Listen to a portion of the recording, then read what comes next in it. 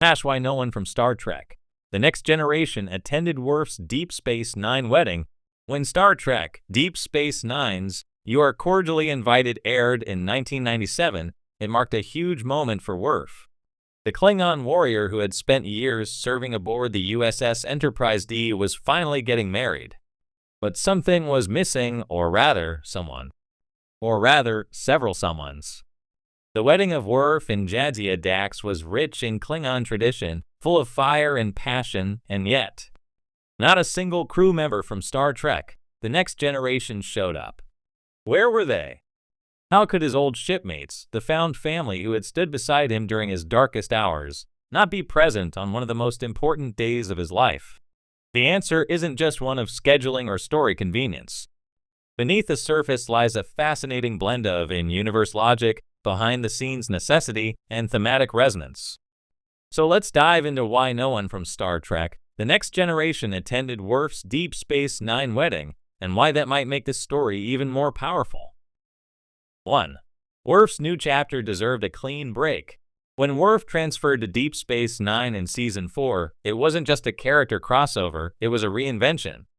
Gone was the rigid, by-the-book security officer always at odds with his emotions. On DS9, Worf became more complex, more introspective, and far more Klingon than he'd ever been on The Next Generation. This wasn't just the next step in his career. It was a spiritual migration.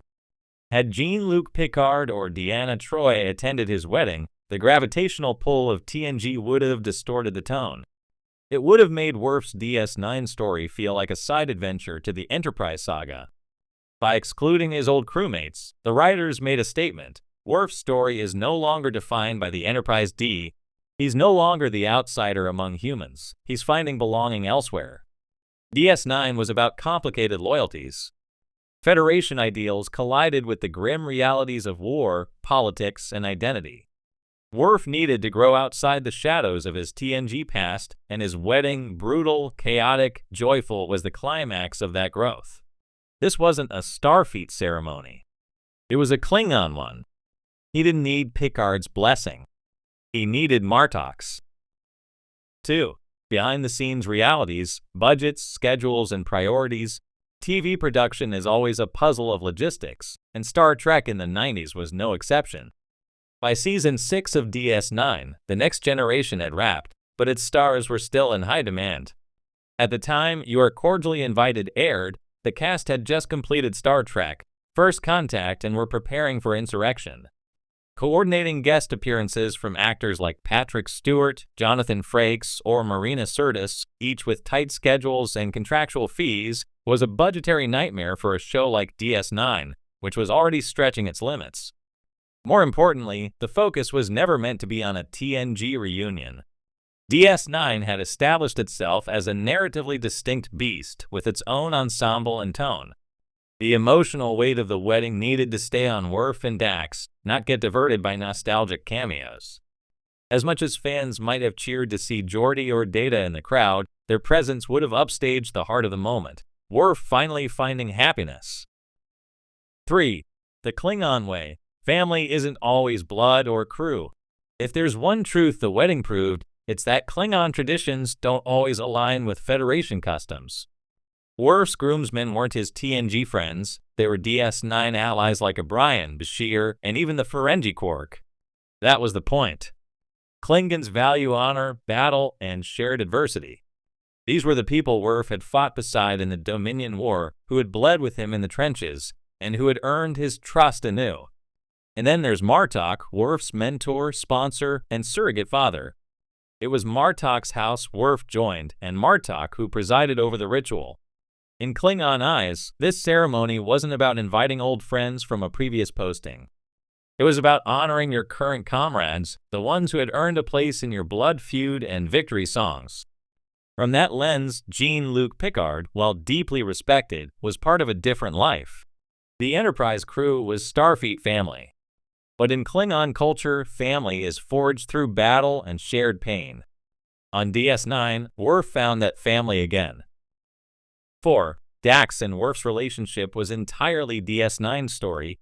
It's also important to note that Worf's romance with Jadzia Dax didn't blossom until he arrived on DS9. This wasn't a long-distance relationship nurtured during his Enterprise years. It was uniquely tied to his time on the station. The audience didn't need the TNG crew's opinions on Dax, because Dax was never part of their world. She belonged to this new, messier, more emotionally resonant story.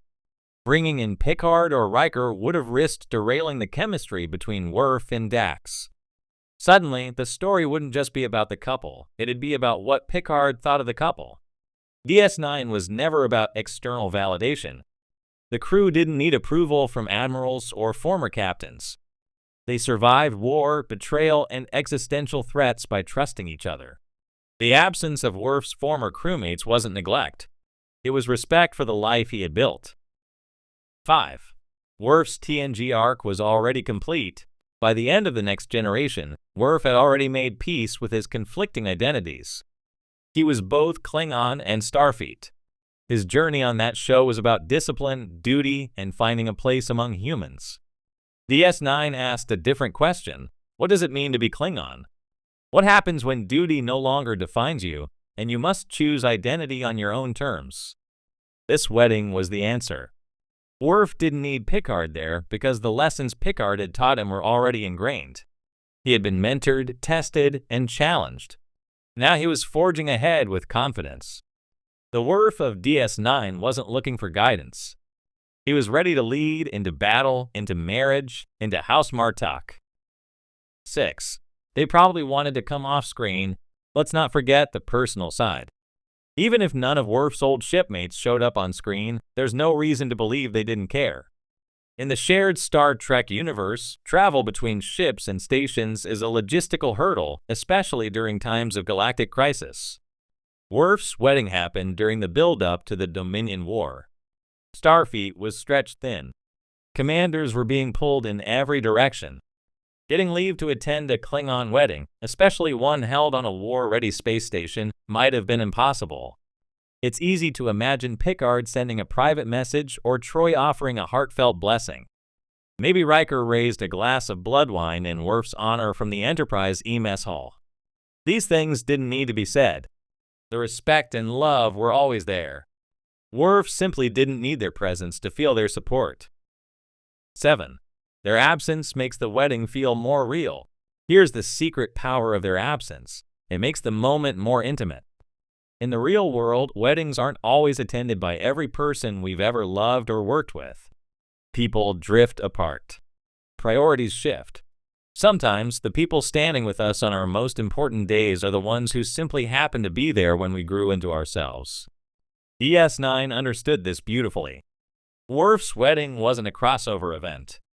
It was a small, fiery, deeply personal rite, full of growls and challenges and vows screamed into the heavens. No Starfleet captain needed to sign off on that. Conclusion: the best wedding is the one you choose for yourself.